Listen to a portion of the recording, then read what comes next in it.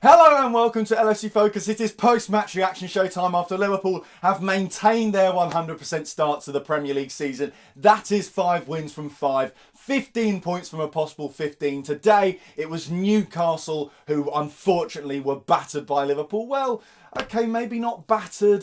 Certainly the first 20 minutes didn't really go to plan, and I'll come on to that a little bit more later on. But the general consensus of the game is once Liverpool managed to tighten their grip around the match, once they took control, we were just really, really good and so much better than the opposition. And after we got over the initial hump, it was such a brilliant game to watch. And that's all I really wanted. You know, these 12:30 kickoffs, they're a bit too early for drama, if you ask me. An evening game, a Champions League match, I love those sort of 3-2s with a late winner or something like that. But when it kicks off early on a Saturday afternoon, you've been doing chores all morning, what you really want to do is just sit back, relax, and watch the Reds batter some mid-table fodder for 90 minutes and come away with like a 4 or 5-0 win. It didn't quite start off that way, unfortunately. Of course, Newcastle score early. I'm not really going to criticise us much for the goal because, I mean, obviously Trent Alexander-Arnold, you can say he doesn't close it down, he doesn't block it or anything like that, but he does what every sensible fullback does in that situation where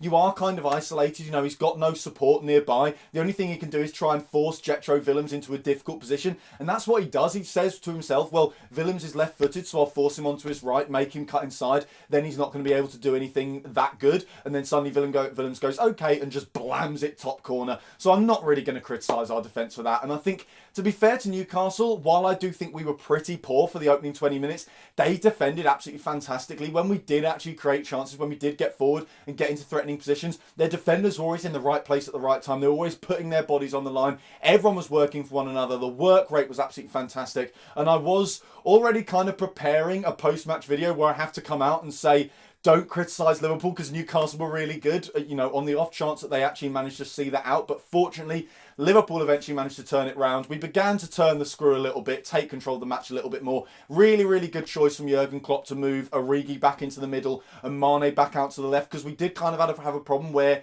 we were just getting no width, because obviously Salah, he likes to drift in from the right wing. So that right-hand side is essentially just Trent's area and he does whatever he wants with it. But Newcastle did very well shutting him down. So we essentially had no right-hand side for the first 20 minutes. And then the left-hand side, Origi obviously is not quite the perfect left winger. I think he does well in that position in certain situations, especially cutting inside and standing up defenders in the box and going round them. He does that incredibly well, and also obviously arriving late as an extra body in the box for crosses and stuff like that. But in terms of actually getting wide, being on the byline, stuff like that, he's not really that effective. So obviously once, you know, that becomes clear, Newcastle can then shut down Robertson. So essentially we had no left-hand side, no right-hand side. Everything was trying to go through the middle, but because we didn't have a big man like Origi in the box, we couldn't whip any crosses in. It was him trying to whip the crosses in. So it's essentially, it was that one little tweak that's worked in the past, but just Newcastle managed to work out and wasn't working for us at all up to that point. So I think it was a very smart decision to act quickly, shift them around, and that's basically where the goals come. Obviously, before Sadio Mane scores his first goal, we have the penalty shout, and I mean, what is the point of VAR, okay, if that's not a penalty? I know when they first brought it in the World Cup, we did kind of see that epidemic where every single corner led to a penalty, because there's always going to be a bit of holding and a bit of pushing and shoving like that. But he had Matip in a headlock, man. I mean, come on. Like, the Peter Walton, the referee they have on BT Sport to analyse it, basically said, yeah, he's got him in a headlock and you shouldn't really do that in the box, but it's up to the referee to decide whether there's enough force to bring Matip down. He puts his arm around Matip's neck, jumps in the air, and then uses his entire body weight to pull him down. How's that not excessive force to bring a player down? It doesn't make any sense. So how that's not clear and obvious, I mean, again, I was watching on BT Sport, every single one of the pundits, the commentators were like, yeah, stonewall that, that's obviously going to be a penalty, they'll definitely go back to VAR. And before you know it, you know, Newcastle are taking their goal kick and the referee goes, nah, it was fine. I mean, listen, if we're going to have VAR, at least make it get decisions right, because the whole idea was it would eliminate this kind of weird thing referees have where they refuse to give a penalty in front of the cop. Since May 2017, we've only had one league penalty in front of the cop. One.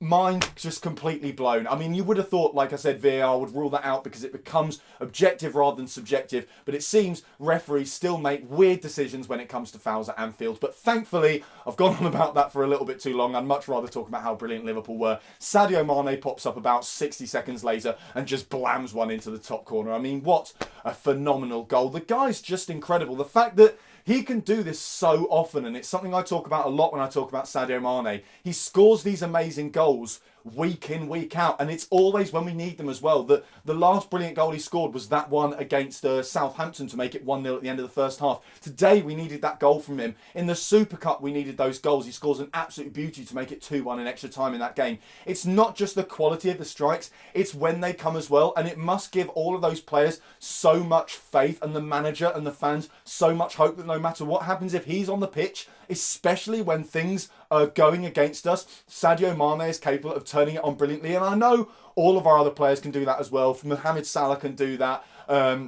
Roberto Firmino can, and I'll obviously come on to him later because he was absolutely fantastic. But coming back to Sadio Mane, he is doing it so often, and he keeps doing it this season as well. It really feels like he is Liverpool's talisman at the moment, and it's just fantastic because he's a joy to watch as a footballer. He's that kind of footballer. He's a bit like Suarez. Whenever he gets the ball, you're like, oh my God, what's he going to do now? He's going to do something brilliant. And he did that every single time today. And that first goal was just sublime. You know, you kind of feel bad for Newcastle because, like I said, they defended brilliantly those first 25 minutes and they were just undone by an absolute peach of a finish. And then obviously Origi comes off. In the short term, that's probably the right thing for us. Obviously, you don't want to ever see a player go off injured, but I think we were crying out for Roberto Firmino. In the long run, I think the idea was that Firmino performance was going to get saved for the game against Napoli in midweek. Hopefully he can reproduce that kind of quality that he did today, but once he came on, the game was just a totally different story. It changed the dynamic of the attack completely. Salah started to come alive.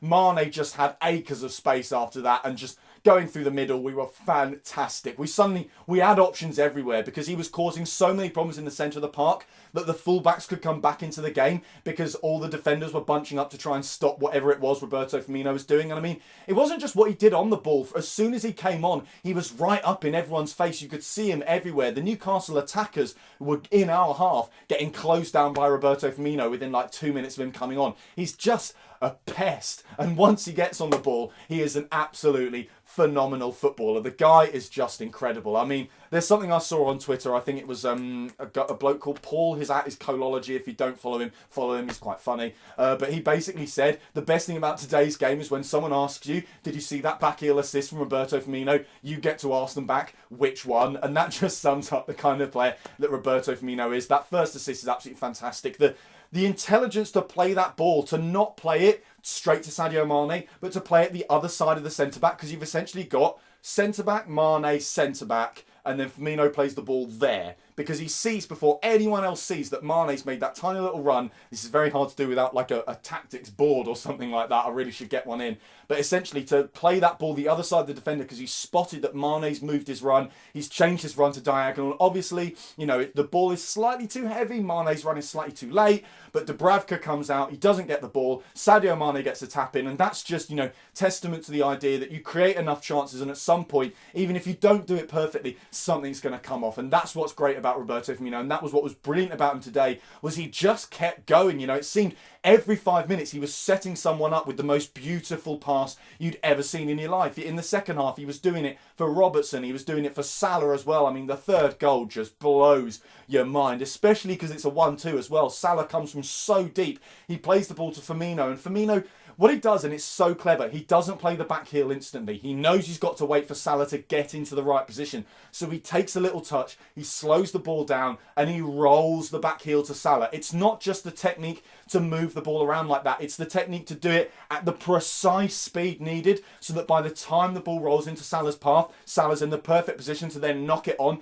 get into the box, and just finish it like Mohamed Salah does. And like I said, that was just one of the many beautiful moments we had from Roberto Firmino. I think it's that little dinked pass over the top to Andrew Robertson that really deserved a goal at the end of it. You know, that was absolutely fantastic. He plays a beautiful one later on, which goes to both Trent and Mo Salah, and the pass is so good that he's accidentally set up 2 players at the same time and they end up kind of running into each other. Dubravka as well was absolutely fantastic. If it wasn't for Dubravka, Firmino probably would have had maybe 5 assists today, I think it's fair to say, because he made some absolutely brilliant saves, to be fair to him. But I just think Firmino, the guy is unreal. I said on Twitter towards the end of the game, if he carries this on, he's going to get arrested when he goes off the pitch, because it's the kind of performance you very rarely see from a footballer, you know, someone who's just so in charge, so in control of the game. Everything was running through him, and it's the archetypal Firmino performance they were talking about on BT Sport as well. When you think about what he offers this Liverpool side, that performance today really, really sums it up, because he was everywhere. He dropped deep as well. He played the midfield role sometimes. I'm going to have to cough because I feel like I'm going to die.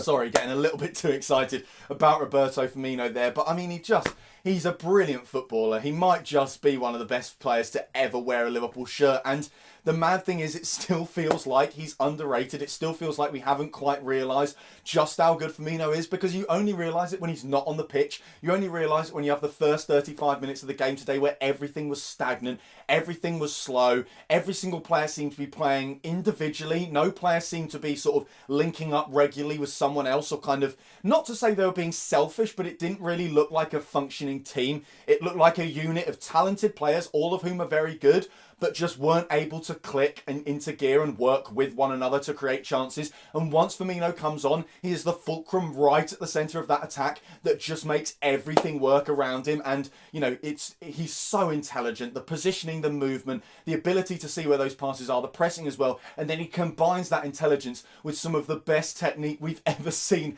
in a Liverpool shirt, to just pop these back heel passes around, little dink passes over a low block. These were the kind of defences that we simply could not break down a couple years ago. We would have lost that game if that game was a few years ago. Newcastle defended well enough that if they were against the Liverpool of the past, they would have at least got a point out of it. But this Liverpool now, and this Firmino now, just makes it look so easy. Like I said, dinking the ball over these low blocks, that was something that just wasn't possible for Liverpool to do a couple years ago. And now it's something that it looks like he's doing for fun. I mean, when it comes to the man of the match, I feel bad for Sadio Mane, because he was so integral to bring us back into that game, and I felt like he was going to be the headline player, certainly at half-time. But Firmino just kept it going, and he's got to be my man of the match. He was fantastic, and he started the season so incredibly well. I saw a stat on Twitter just before I started recording this that he's created 5 big chances, I think it is, this season, maybe 5 or 6, which puts him second only to, I believe, of course, the usual Kevin De Bruyne. You know, for a striker to do that, someone who's scoring goals as well, got a goal at Southampton,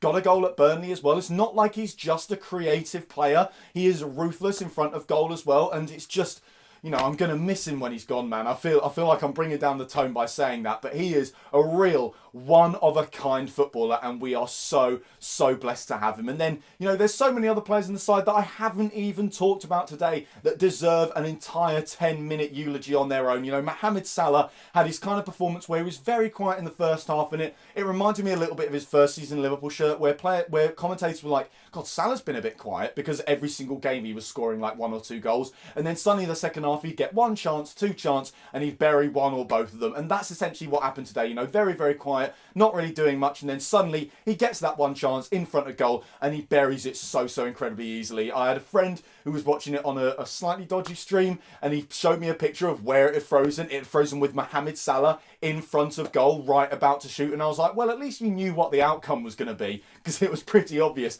that the ball was going in the back of the net. No matter how good Dubravka was, he was not going to stop Mohamed Salah today. So, yes, Salah brilliant, Mane outstanding. You know, the kind of match winner that he's become is so, so useful at the moment, and it's great to have him in the side, especially with these big games coming up as well. You know, Napoli on Tuesday is going to be really tough. Chelsea on Sunday is a little bit unpredictable, because no one can really work them out yet. You know, when we played them in the Super Cup, they were a lot better than I think they've been at any other point this season, really. So there's going to be a lot of difficult games, so you need a Sadio Mane in your side for those type of situations. And then, you know, the midfield as well, very, very functional, very, very good. Oxlade-Chamberlain, not his best game. I think he is still coming back to sharpness. I think there were a few moments where he slightly overstretched himself. He'd get the ball and he'd charge at that Newcastle defence like we saw him do in his first season in Liverpool shirt. And he looked really good. He was getting past players, but he would always try and beat one man too many. And I feel like he's just gradually finding his rhythm where he knows what he can do, knows what he can't. And then within a few games, we'll see him do the same things, but he'll go past one defender and then maybe lay it off to Salah or Mane or Firmino or someone like that and create some chances. So, not the best performance, but it's a long-term project, I think, getting Ox back to full match fitness. And it's obviously good to see him starting a game again because that is only going to help him. Other players, defence, reasonably solid. I love Joel Matip because of the sheer amount of time he spent, not just in Newcastle's half, in the final third as well. There were so many times in that game, whether we were 1-0 down, 2-1 up, 3-1 up, whatever, he'd just pick the ball up at centre-back and be like, well, I'm not doing anything here. They're not putting me under any pressure. And he'd just charge at goal, not just into their half, but like straight into the goal to try and play like the final pass that would set up someone and play them through one-on-one or something like that. And that's what we love about Joel Matip. He's been absolutely fantastic. There's not really much to go on in terms of his performance today to talk about defensively, but going forward, I thought he was his usual mental but very, very entertaining self. And then, of course, the man of the match, the one we're all talking about, the man we all love, Roberto Firmino. I mean, the analysis of the game begins and stops with Firmino there. He was the match today. When he came on, it just completely changed from the first 35 minutes. That first 35 minutes is a different football match entirely. It's not just that he changed the game and changed momentum. It became a completely different tactical battle. Suddenly Newcastle were penned in. Suddenly we were piling on the pressure. Suddenly also he seemed to help us out defensively. He was applying the kind of pressing that meant that the defence just wasn't coming under any pressure anymore because Newcastle simply could not get out, and they were worried if they tried to pass it out from the back that Firmino would cut it out and start a counter-attack, which he did on numerous occasions. I'm going to stop now because this video's gone on for ages. I love Roberto Firmino. I love Roberto Firmino. I'm sure you do too. Let me know down in the comments below just how much you love Roberto Firmino. Apart from that, thank you guys very, very much for watching this video. If you did enjoy it, as always, hit that like button down there. Hit that subscribe button there if you're new around here. Check out some of the other videos that have been out on the channel over the past few days. Don't forget to follow at LFC Focus TV on Twitter. And I'll be back soon with the pre-match content for that massive game against Napoli. Until then, bye for now.